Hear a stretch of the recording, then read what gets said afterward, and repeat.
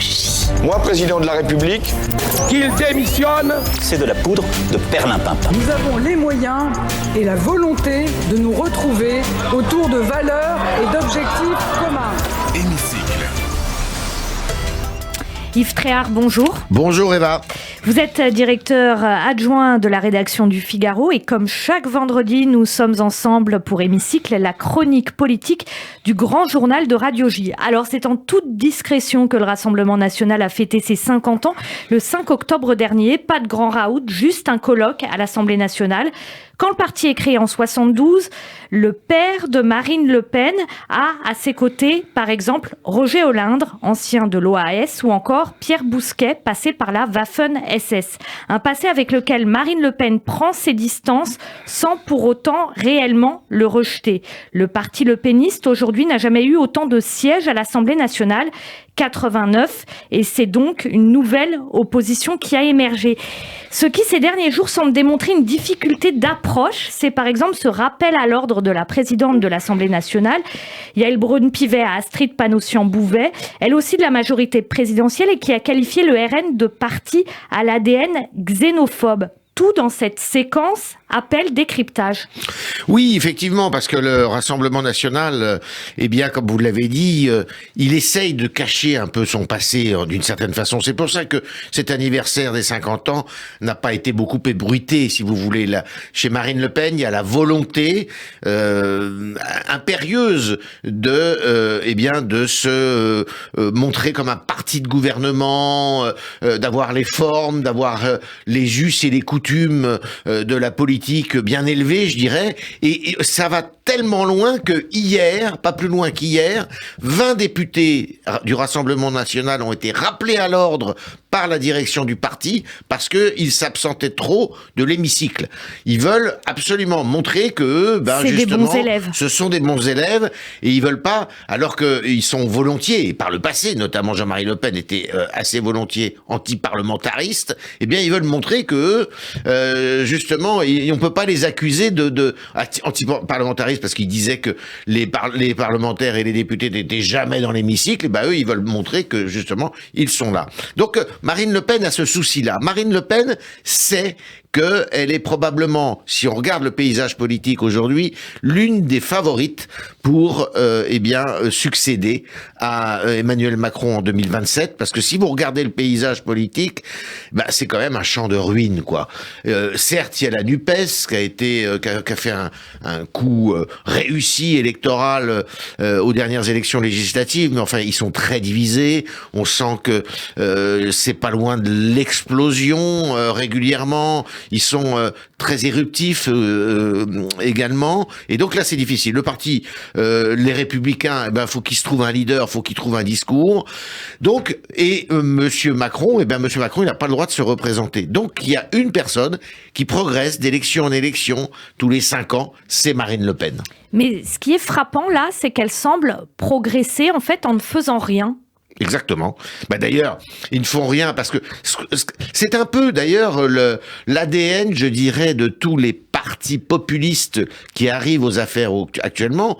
On l'a vu récemment en Suède, qui entre dans la majorité, un parti néo-nazi quand même en Suède, un parti néo-fasciste en Italie.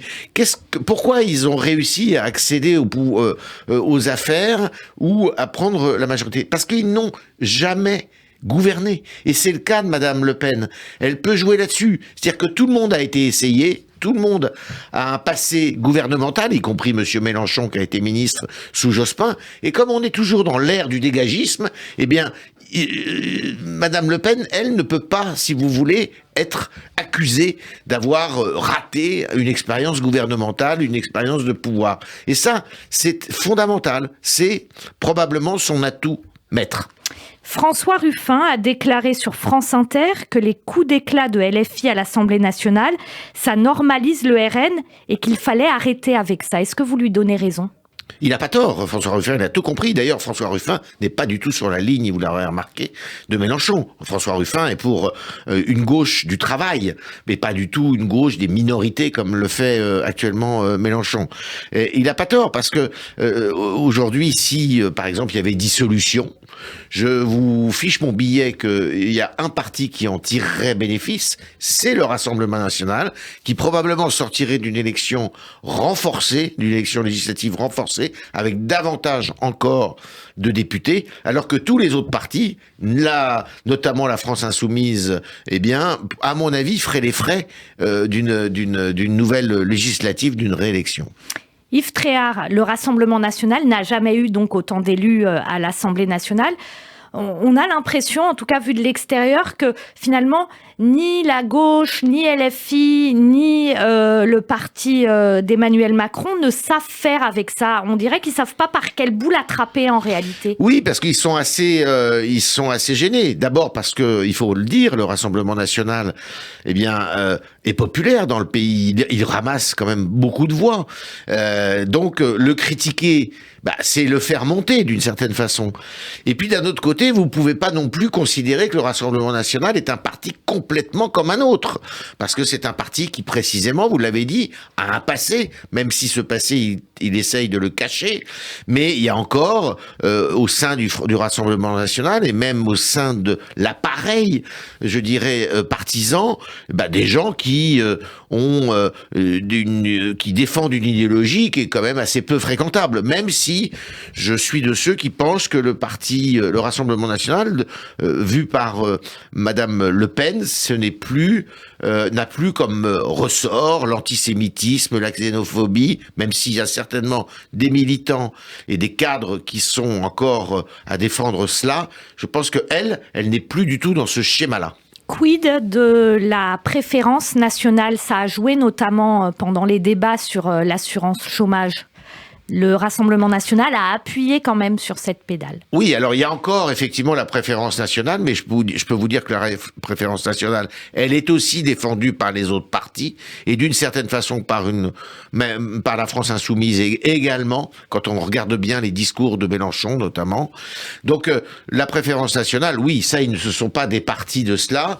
C'est une vieille rengaine de tous les partis d'ailleurs, parce que je parlais de Mélenchon, mais je vous rappelle Georges Marchais dans les années 80, sûr, oui. C'était pareil à la tête du Parti communiste. Donc la préférence nationale, ça vous l'avez raison, sur le plan économique, c'est toujours un leitmotiv. Yves Tréhard, qu'est-ce qui a normalisé les discours du Rassemblement national? Parce que certes, le Rassemblement national a cherché à se normaliser, mais peut-être que tout n'est pas dû, j'ai envie de dire, au talent du Rassemblement national. Il y a peut-être dans les éléments de langage, dans les discours publics, etc., peut-être quelque chose qui a donné corps à ça ou pas? Oui, alors qu'est-ce qui a changé? Moi, je pense que ce sont les Français qui ont changé. Je ne crois pas qu'il y ait une lepénisation des esprits, contrairement à ce qu'on disait à un moment. Je pense que surtout, il y a parmi les Français, et dans la France laborieuse, la France du travail, la France des périphéries, des grandes villes, la France des campagnes, la France qui se sent oubliée des services publics de l'État, eh bien, il y a la volonté justement de dégager les élites, et donc ils s'en remettent soit à l'abstention, qui progresse énormément, soit au Rassemblement national, qui justement ne peut pas être accusé d'avoir un passé où il a plus ou moins raté son expérience gouvernementale. Donc ils s'en remettent à ce parti qui reste quand même un parti de la colère, un parti tribunicien, en dépit de tout ce que veut faire Madame Le Pen pour essayer de le normaliser et pour en faire un parti de gouvernement. Dernière question, la normalisation pour un parti comme le Rassemblement national, vous venez de le souligner, tribunicien, etc., ça marche jusqu'à quand? À quel moment les gens qui votent par colère pour le Rassemblement national, finalement, il est tellement normalisé qu'ils votent plus pour lui? Ça marche jusqu'à temps que le parti soit en question, arrive au pouvoir. Et une fois qu'il est au pouvoir, ce parti qui rase gratis, si vous me permettez l'expression, il se frotte aux réalités. Et là, les réalités sont un peu différentes. Et là, il est obligé de rendre des comptes. Il est responsable d'une situation qui n'est pas toujours simple, qui est souvent compliquée d'ailleurs. Et là, là, les électeurs lui demandent des comptes et il n'est pas sûr qu'ils le réélisent ou continuent à lui faire confiance. Merci beaucoup Yves Tréhard. On vous retrouve bien sûr dans Hémicycle la semaine prochaine.